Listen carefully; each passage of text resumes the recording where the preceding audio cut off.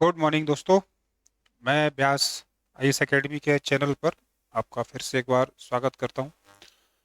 जैसा कि आप लोगों से वादा किया था कि उत्तराखंड लोक सेवा आयोग की जो लोअर परीक्षा 12 दिसंबर को संपन्न हुई, उस परीक्षा में जो लोग कट ऑफ के आसपास हैं या उससे ऊपर हैं, उनको अब मेंस की तैयारी, मुख्य परीक्षा की तैयारी शुरू कर देनी चाहिए। और जैसा कि अनुमान है कि आप में से अधिकांश लोग ऐसे होंगे, मुझे लगता है कि 75% लोग बच्चे ऐसे हैं जिन्होंने पहली बार मेंस लिखने जा रहे हैं। तो निश्चित रूप से समस्याएं, चुनौतियां काफ़ी आ रही होंगी। नॉलेज ठीक है आप लोगों को, चूंकि आप प्री क्वालिफाई कर रहे हैं तो इसका मतलब नॉलेज तो है आपके पास। अब मसला है कि नॉलेज को कैसे प्रोड्यूस किया जाए, नॉलेज को कैसे सामने रखा जाए। तो आपकी इसी कठिनाई को समझते हुए हम लोगों ने एक प्रयास किया है ऑनलाइन करने का। और वो प्रयास ये है कि आपको मेंस में आंसर राइटिंग सिखाई जाए। हम्म, वैसे तो विधिवत कक्षाएं आज से प्रारंभ हो रही हैं। आज का अर्थ है 21/12/2021, है ना। तो इंटरेस्टिंग डेट है। हम प्रारंभ कर रहे हैं इन परीक्षाओं को।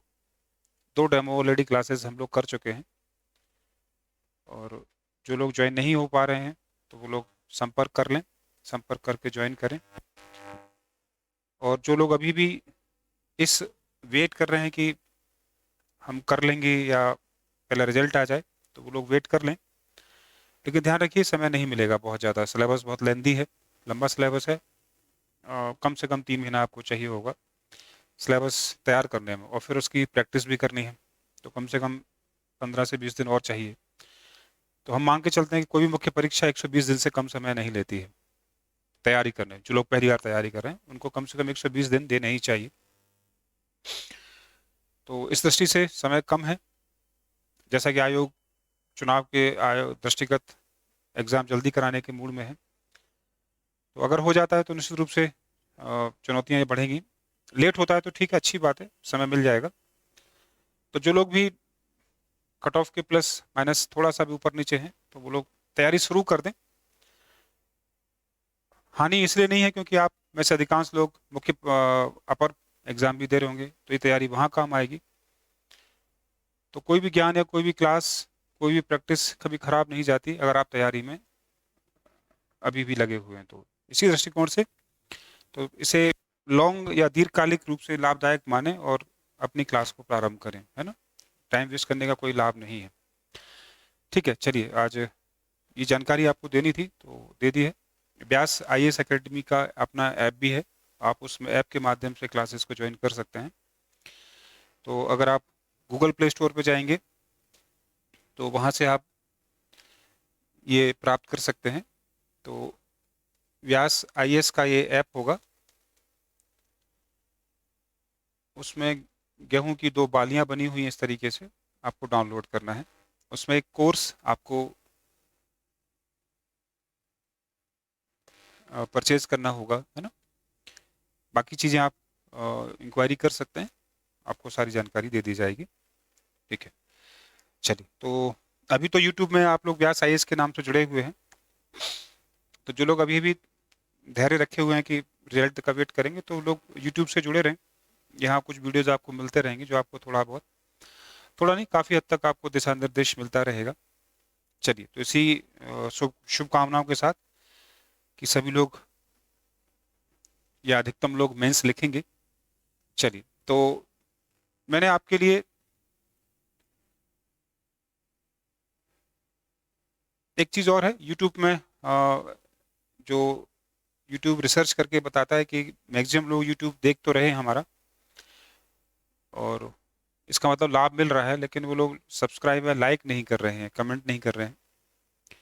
तो चूंकि सब फ्री है, कोई चार्ज आपसे नहीं लिया जा रहा है इन सब चीज़ों का, तो अगर आप करते रहेंगे तो हमें भी, टीम को मोटिवेशन मिलता है और अच्छी वीडियो बनाने का। कमेंट्स आएंगे तो सुधार की गुंजाइश बनी रहेगी।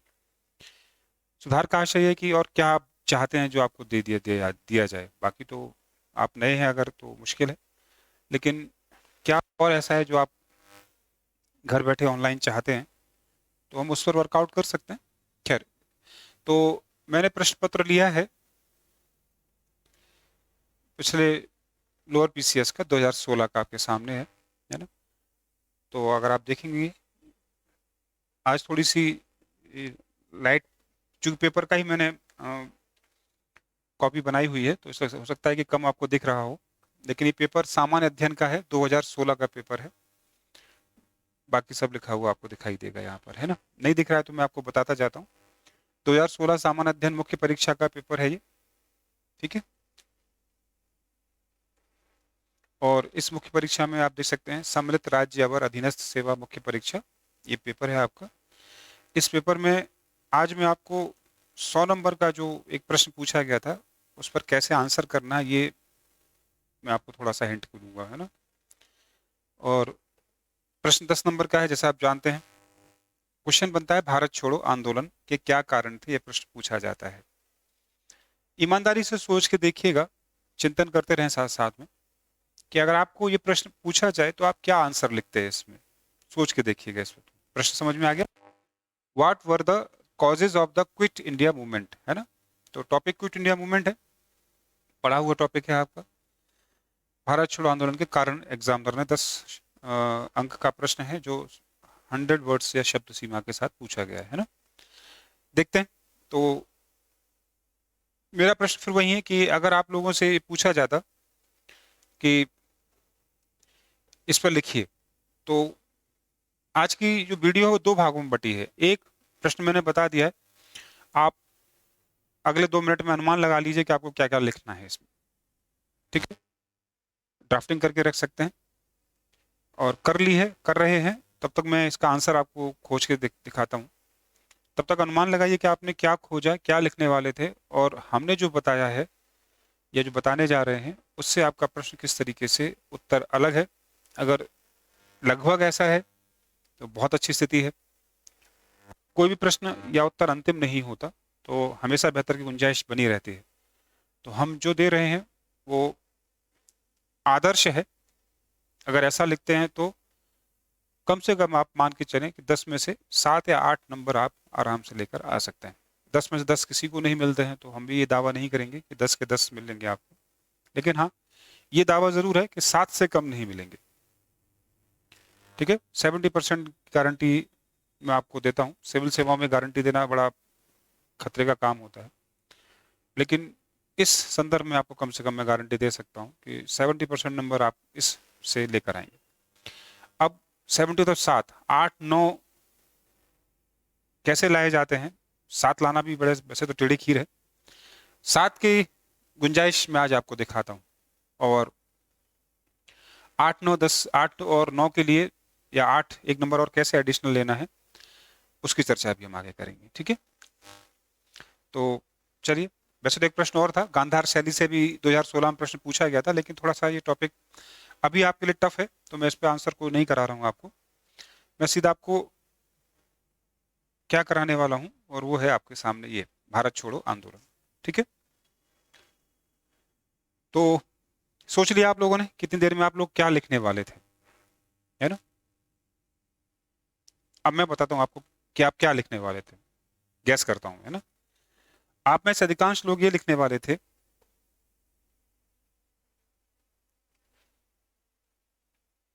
यदि मैं गलत होता हूं तो मुझे खुशी होगी, और यदि मैं सही हूं तो मेरा अनुमान ठीक था, इसका मतलब, है ना।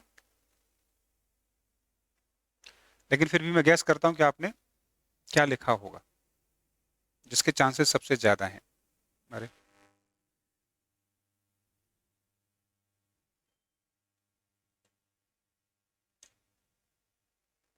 ठीक।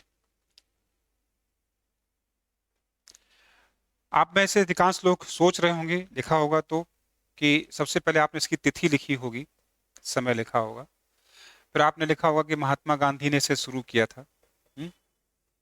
तिथि अधिकांश को तो याद नहीं भी होगी अभी, लेकिन मैं आपको याद दिलाता हूँ, 8 अगस्त 1942 को शुरू हुआ।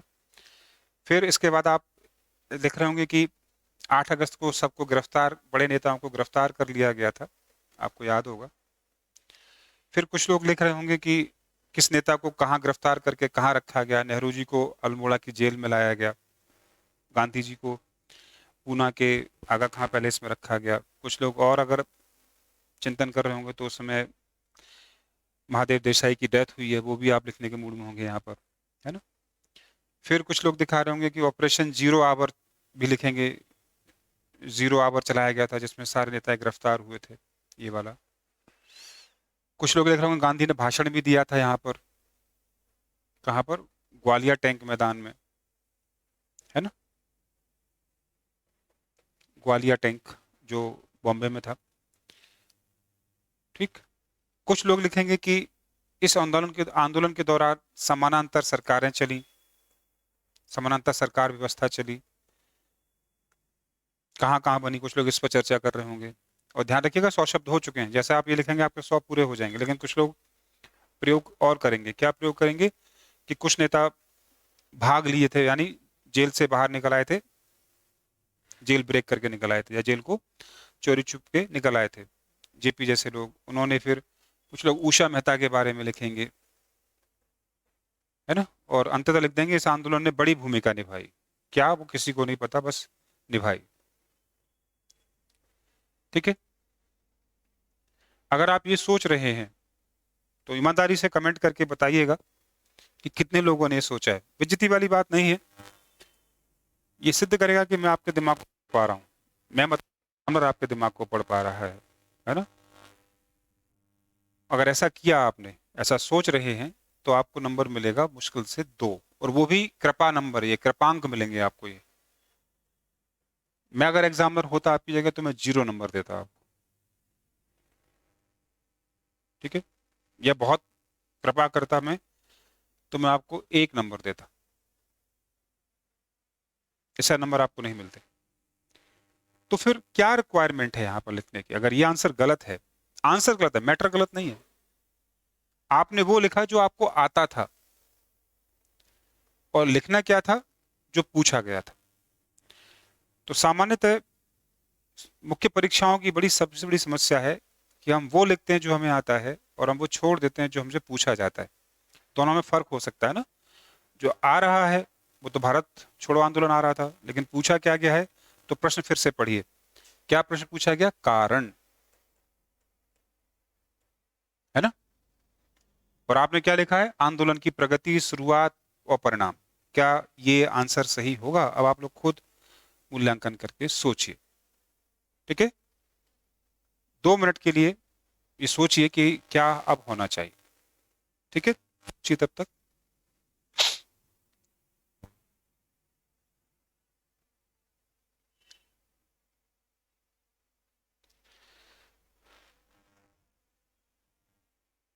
ठीक है, चलिए।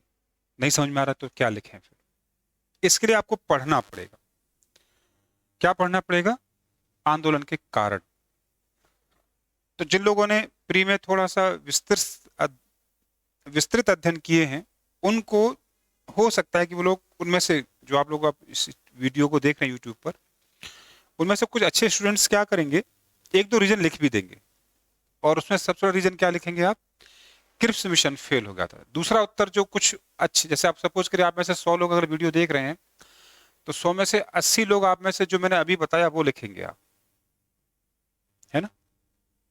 लेकिन 10% बच्चा आप में से ये लिखेगा जो मैंने यहां लिखा है, कि गांधी के चलाया गया अंतिम आंदोलन था, है ना, ये हुआ, ये हुआ। मैं अगर एग्जामिनर हूं आपकी इस कॉपी को चेक करने वाला, तो यहां मैं थोड़ा सा आपसे खुश रह सकता हूं, और मैं आपको 3 से 4 नंबर दे सकता हूं। तो आप कहेंगे ये तो बहुत ज्यादा हार्ड हो रहा है मामला, है ना। नहीं हार्ड हो रहा, आप आंसर के निकट जा रहे हैं। जो पहले लिखा वो नॉलेज थी, अब जो लिखा है वो कुछ कुछ आंसर आपने लिख दिया है, अंतिम आंसर अभी भी आपने आदर्श आंसर नहीं लिखा है। ठीक है। अगर वीडियो में नहीं दिख रहा है तो मैं बोल देता हूं। क्रिप्स मिशन के भारत आगमन से भारतीयों को काफी उम्मीदें थीं, लेकिन क्रिप्स मिशन जब खाली हाथ लौटा तो भारतीयों को अत्यंत निराशा हुई। अतः जुलाई 1942 को हरिजन नामक पत्रिका में गांधी जी ने द्वेषपूर्वक कहा, उद्देश्य मतलब गुस्से में कहा, कि भारत, अंग्रेजों भारत छोड़ो, भारत को जापान के लिए मत छोड़ो, बल्कि भारत को भारतीयों के लिए व्यवस्थित रूप से छोड़कर जाओ। यह गांधी जी का अंतिम आंदोलन था जो 42 में हुआ। कुछ बच्चे इस पर जरूर ध्यान देंगे, खासकर वो बच्चे जिन्होंने प्री को थोड़ा सा सीरियसली पढ़ा है, या वो बच्चे जिन्होंने मेंस कम प्री पढ़ा है, वो इस पर जरूर चर्चा कर सकते हैं। बाकी मैटर वही रहेगा, उसमें से कुछ हटा दिया जाएगा, ये ऐड कर दिया जाएगा। तो ठीक है, 4 नंबर तैयारी आपने लगभग कर ली। लेकिन मैं जैसा हमने कहा कि अभी आंसर नहीं लिखा आपने। अब आप कहेंगे तो आंसर कैसे आएगा, तो वही इस वीडियो का सबसे अच्छा बिंदु है, आपको आंसर लिखना है। ये है वो आंसर, कारण। ठीक है, पता होना चाहिए, नहीं पता है तो पढ़िए, पता करिए। हम तो क्लास में आपको करा ही रहे हैं सब चीज़ों को, लेकिन ये केवल एक डेमो है ना, केवल एक मैसेज है कि आप लोगों को किस तरीके से चीज़ों को पकड़ना है। कुछ लोग आप में से होंगे जो कोचिंग करने में विश्वास नहीं करते, तो मैं भी आपके साथ हूँ। कोचिंग करना कोई अनिवार्यता नहीं है किसी भी चीज़ के लिए। अगर आपका आईक्यू, आपका ब्रेन, आपका पर्सपेक्टिव, दृष्टिकोण मुख्य परीक्षा जैसा है, तो इसमें कोई बुराई नहीं कि आप सीनियर की गाइडेंस पे जा सकते हैं। जो पिछले लोग चयनित हुए हैं उनसे, उनकी गाइडेंस में भी रह सकते हैं। गाइडेंस की जरूरत पड़ेगी आपको, इसमें तो दो राय नहीं है ना। कोचिंग बस आपके मेहनत को थोड़ा सा फास्ट कर देती है, आपको अलाइनमेंट कर देती है आपके साथ को, आपकी नॉलेज को। तो जो लोग कोचिंग करने में सहमत नहीं है, मैं भी उनके साथ हूँ, तो वो लोग इस वीडियो से भी मदद ले सकते हैं। एक मॉडल आंसर मिल गया जिससे आप बाकी प्रश्नों का जवाब भी खोज लेंगे। ठीक है, चलिए। तो कई बच्चे पूछते हैं सर क्या कोचिंग करना बहुत ज़रूरी है, तो मैं कहता हूँ बिल्कुल ज़रूरी नहीं है। अगर आप सक्षम हैं तो कोचिंग बिल्कुल ज़रूरी नहीं। चलिए, तो जैसे मैंने कहा, एक एक करके इन कारणों को आप डिस्कशन में ले लीजिए। तो इससे अब देखिए कितने नंबर बनते हैं। तो जो ये लोग वही कर पाएंगे जिन्होंने पढ़ा है आंसर में। तो ये काम आप में से, जैसे मैंने कहा, 100 में से 80% तो कर चुके जो करना था। अब बचे 20%, या 90 तो हो चुका था। अब 10% लोग क्या करेंगे, ये वाला आंसर लिखेंगे जो मैं आपको बता रहा हूँ कि पहला कारण क्रिप्स मिशन का से निराशा, दूसरा कारण बर्मा में भारतीयों पर अत्याचार हुए थे उस दौरान, ये आपको नहीं पता होगा, या आप नोट कर लेंगे। ब्रिटिश सरकार की घोषणा, ये भी बहुत कम लोगों को पता होगा इस बारे में, ये भी लिखेंगे। पॉइंट में लिख देंगे आप आंसरों को। कुछ लोग ये कर रहे होंगे कि द्वितीय विश्व युद्ध के लक्ष्य की घोषणा जो ब्रिटेन ने की थी, उससे भी कई लोगों को समस्या हुई थी, और गांधी जी समझ गए थे कि इस अंग्रेज सरकार से किसी भी प्रकार के अच्छे की उम्मीद तो हम कर ही नहीं सकते, है ना। तो ये जो मैं बिंदु लिख रहा हूँ, ये भी आपको किताबों में सामान्यतः नहीं मिलने वाले हैं ना। इसको थोड़ा सा आपको ऑनलाइन सर्च करना पड़ेगा या अच्छे टेक्स्ट पढ़ने पड़ेंगे। तो द्वितीय विश्व युद्ध से लक्ष्य की घोषणा, ये चीज़ें रेयर पता लगती हैं पुस्तकों में, तो हेडिंग ये भी बना देंगे। आर्थिक दुर्दशा भारत की, ये तो यूनिवर्सल कारण था उस समय, उस समय के हिसाब से देखो तो पिछले 80-90 सालों से ये सब चला आ रहा था, तो ये तो रीजन, कॉमन रीजन हो गया।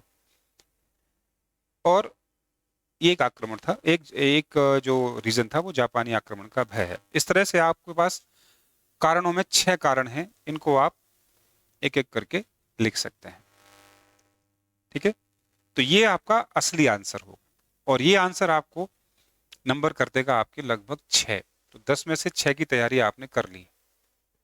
अब आप कहेंगे अच्छा, तो नंबर इतने धीमे धीमे मिलते हैं। हाँ, एग्जामिनर आपको इतने धीमे धीमे नंबर देता है। धीमे का मतलब वो हमसे और उम्मीद करता है कि कुछ और अच्छा लिखें, क्योंकि 3000 लोग लगभग मेंस लिखेंगे।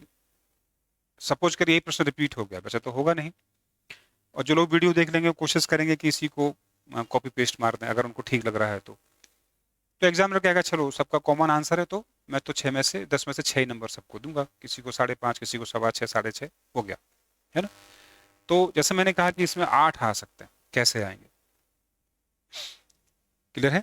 तो 8 के लिए आपको क्या करना होगा, सबसे पहले प्रस्तावना लिखनी होगी, ठीक है। फिर ये 6 बिंदु तैयार करने होंगे, और अंत में आपको कंक्लूजन लिखना होगा, ठीक है। तो अब आपके प्रश्न जो आंसर का जो नंबर है वो लगभग 7 तक पहुंच जाएगा, ठीक है। तो इस तरह से आपने देखा कि आंसर मेंस में कैसे लिखे जाते हैं। हमें नॉलेज नहीं लिखनी है, नॉलेज को आंसर में बदल कर लिखना है। इसी चीज पर आपको ध्यान देना है। ठीक है, ये तो एक मॉडल था, एक बानगी थी। हम क्लासेस में जो चल रही हैं, ऑनलाइन क्लासेस भी हैं, लाइव क्लासेस भी हैं ये, और ऑफलाइन भी है ना। तो तीनों तरह की क्लासेस आपको उपलब्ध रहेंगी, और उन क्लासेस में हम इसी तरीके से आपके साथ उपलब्ध रहेंगे कि कैसे मैटर मिले। जिन चीज़ों का मैटर उपलब्ध नहीं है, जैसे इस चीज़ का मैटर सामान्यतः बच्चों के पास उपलब्ध नहीं है, तो हम आपको मैटर उपलब्ध कराएंगे। और जिन चीज़ों का मैटर है उनके लिए आंसर की ड्राफ्टिंग होगी। ये मैंने आपको ड्राफ्ट करा दिया। तो आपने शब्द शायद सुना हो, आंसर ड्राफ्टिंग, है ना। तो जिनके पास नॉलेज है उनको ड्राफ्टिंग की जरूरत है, जिनके पास नॉलेज नहीं है उनको नॉलेज और ड्राफ्टिंग दोनों मिलेगी। और जिनके पास पिछले मेंस का अनुभव है लेकिन नंबर कम आए हैं किसी कारणवश, है ना, उनको प्रैक्टिस और कुछ टॉपिक जो उनके तैयार अच्छे नहीं होंगे उनकी तैयारी हो जाएगी, प्लस उनके लिए रिवीजन भी हो जाएगा। तो कहने का आशय ये है कि हम आपको अपनी कक्षाओं में क्या क्या देने वाले हैं। एक, मैटर देंगे, मैटर के साथ जो ड्राफ्टिंग होगी, ड्राफ्टिंग प्रोवाइड कराई जाएगी आपको। लगभग हर प्रश्न की ड्राफ्टिंग आपको करके दी जाएगी, है ना। ड्राफ्टिंग चर्चा में, डिस्कशन में, सब तरीके से तैयार करेंगे हम। रिवीजन भी रहेगा और प्रैक्टिस भी रहेगी, क्योंकि ये तो मैंने लिखा है ना आपके लिए, ये सब तो मैंने लिखा है। और दुर्भाग्य है कि मैं तो एग्जाम दूंगा नहीं, एग्जाम तो आपको ही देना है। तो अगर आप लोगों को देना है तो फिर लिखना भी आपको ही पड़ेगा, क्योंकि आंसर लेखन एक कला है जो लेखन से ही आती है, पढ़ने से नहीं आती। इस सेंटेंस को आप अपनी कॉपी के पहले पेज पर लिख लीजिए।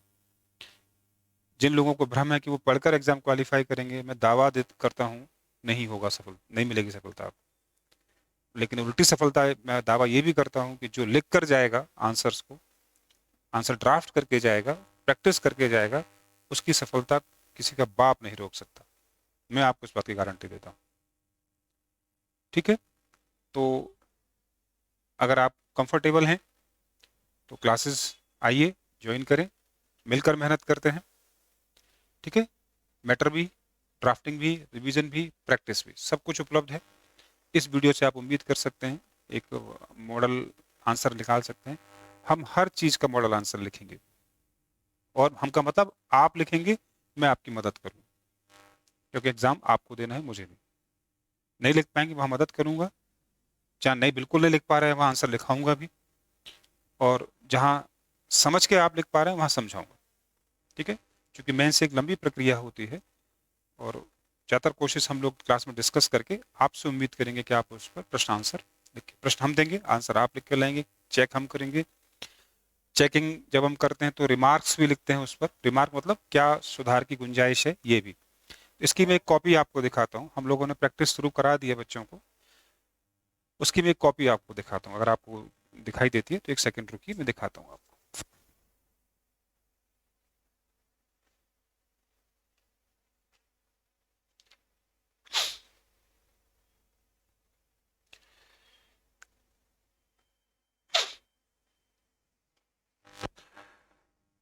ठीक है, तो नाम तो मैं आपको नहीं दिखाने वाला किसने लिखा है, लेकिन अगर आप देख सकते हो तो ये देखिए, ये हैं आंसर राइटिंग्स, है ना। इस तरह से हमने प्रश्नों को डिजाइन किया हुआ है, और बच्चे लिख के दिखा रहे हैं। हिंदी में भी है,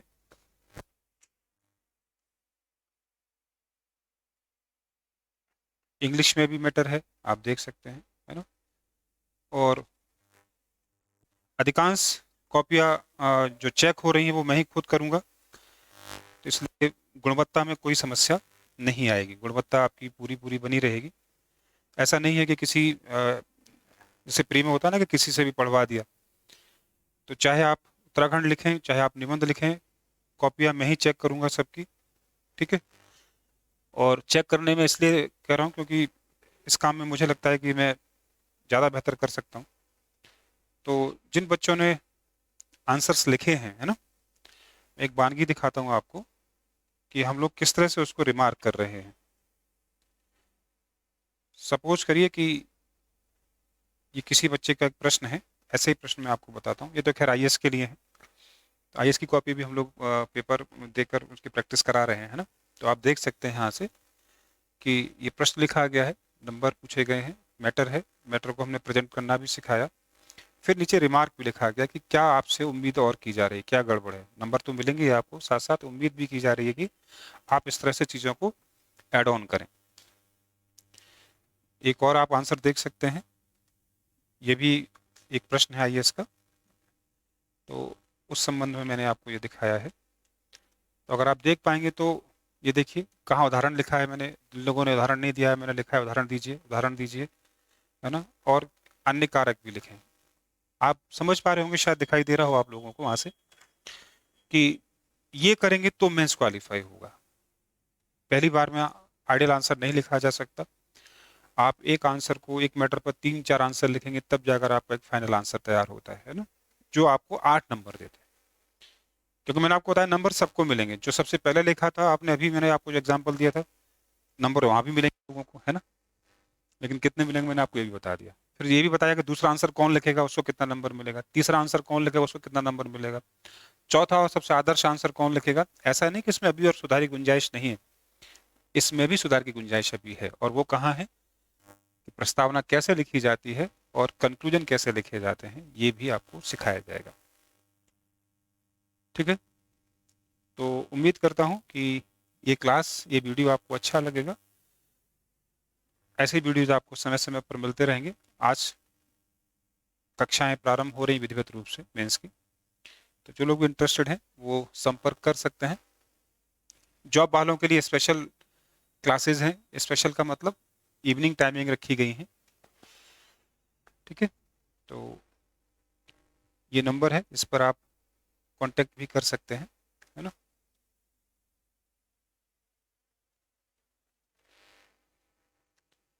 क्योंकि हमारे यहाँ ज़्यादातर बच्चे जॉब वाले ही आते हैं, आए हैं, अभी तक रिकॉर्ड तो यही है। तो आप संपर्क करें, फिर प्रक्रिया को निरंतर बनाए रखें। ठीक है, तो wish you best of luck your exam and your preparation. Take care.